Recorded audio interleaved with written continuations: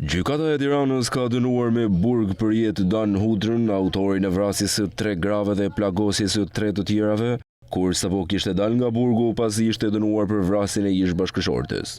Dan Hudra u gjykua për masakrën e 1 marsit të vitit 2023, ku brenda pak orësh plagosi me armë zjarri shtetaset Elena Kujtime Hysa dhe ka vrarë me vlute Hysën 30 vjeçe dhe Hasime Dafku 30 vjeç, e fejuar e vëllait të ish bashkëtueses. Pas kësaj ngjarje të ndodhur në Kodër Kamës, autori lëvizi në rrugën Beslidhja, ku ka ndaluar te banesa e familjes Kurti duke vrarë me armë zjarri shtetasen Etleva Kurti 31 vjeçe, motrën e Vladimir Kurtit.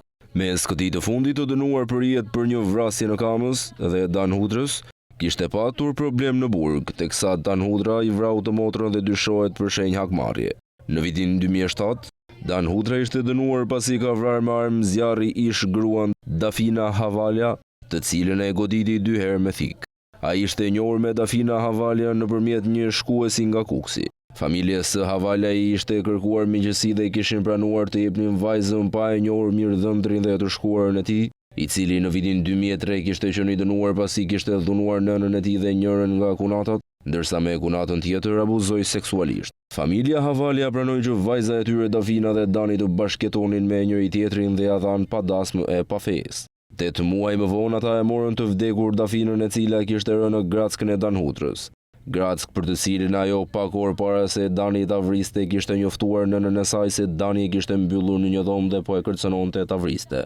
Ditën e hënë të datës 10 dhjetor 2007, pasi ishin zgjuar qetësisht dhe pasi kishin pirë kafen së bashku, Dan Hudra filloi t'i kërkonte llogari Dafinës dhe ta akuzonte se po e tratonte. E reja që ishte shumë e bindur dhe që nuk shkonte askund pa praninë e tij dhe pa dijenin e tij, i mohonte këto akuza. Ai e kishte dhunuar një natë më parë për të njëjtat arsye.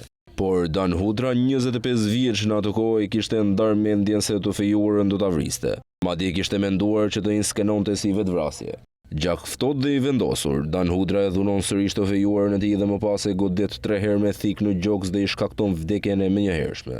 Pas vrasjes, ai vendos thikën në dorën e djathtë të viktimës. Sipas prokurorisë, qetësisht pas krimit ai është larë, veshur dhe ka dalë nga shtëpia duke mbyllur derën kryesore dhe duke u larguar nga banesa. Me gjak ftohtësi, pak më vonë ka telefonuar nënën e të fejuarës duke ngushëlluar për Dafinën pasi ai e kishte vrarë.